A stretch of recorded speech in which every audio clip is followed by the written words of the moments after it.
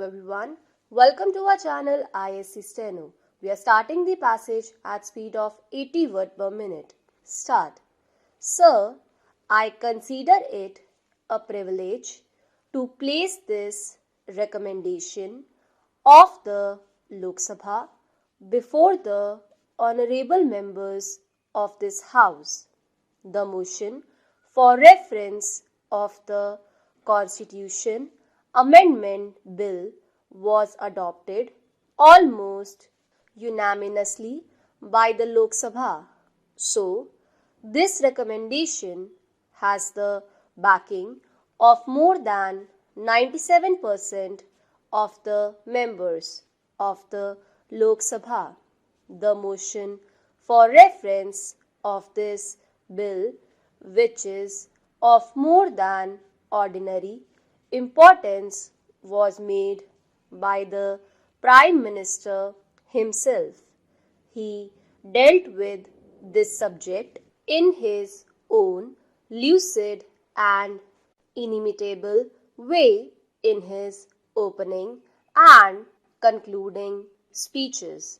I do not think it is necessary for me to go into matters of detail here.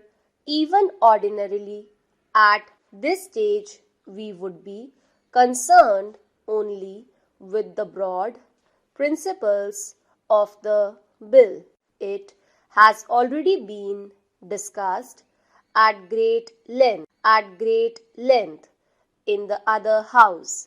I only hope that it will be viewed in a similar spirit of understanding and sympathy by the honorable members of the Rajya Sabha. They are perhaps reputed for greater sobriety and wisdom.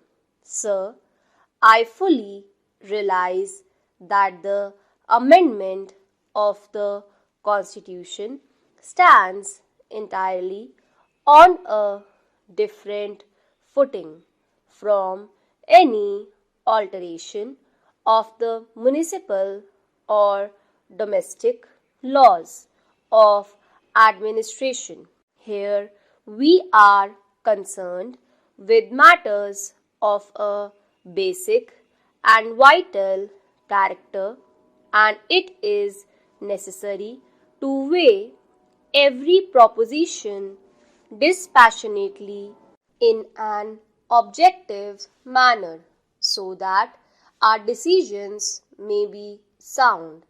Our Constitution was framed by the choicest of the chosen in our land, so it has to be treated with tenderness, with profound respect, and so far as possible, it should not be disturbed except for very adequate and even for only compelling reasons.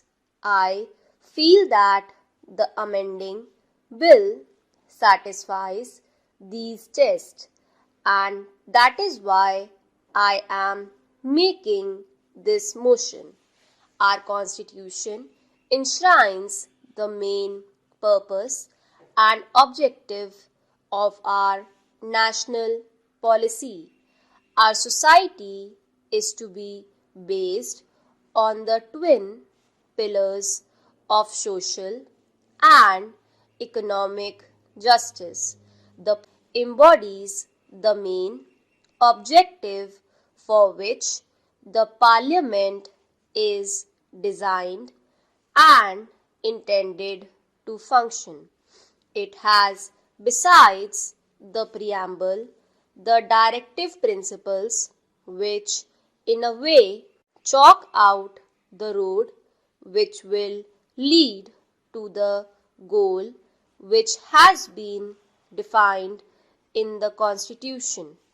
Still, in greater detail, we have also certain fundamental rights which are equally entitled to every consideration and regard. Besides, the Constitution provides for an independent judiciary and the Supreme Court. The function of the Parliament is the most important. It has an unlimited scope and it can, if it so chooses, and if circumstances so require, make far-reaching changes in the Constitution. The Parliament alone is capable of making a comprehensive and all-round survey of things and events, and after assessing them in their proper value and aspect, it alone is in a position to decide authoritatively as to what steps should be taken to give effect to the central purpose for which it exists. The events of the last few years, including the decisions taken by the Parliament, by the legislatures in other places, and those by the Supreme Court, have made it imperative that a bill of this type should be placed before the Parliament. The Supreme Court deserves every respect. Its decisions have to be carried out, but according to the formal rules governing the process and the procedure of a court. Its orbit is circumscribed. Sometimes, perhaps, it is not expected even to look at the debates that are held in Parliament, or even at the preamble or the directive principles. According to the formal rules of interpretation, it has to construe the articles that come before it. It is from the very nature of its constitutional composition and the method of work prescribed for it, limited to the wording of the clauses which come under review before it. So it takes its decision, and those decisions have to be carried out by us. Occasions, however, are bound to arise and have arisen when the decisions of the Supreme Court have not been in conformity with the declared verdict of the legislatures in the land. It is embarrassing to the Supreme Court that it should have to declare the laws passed by Parliament ultra vires.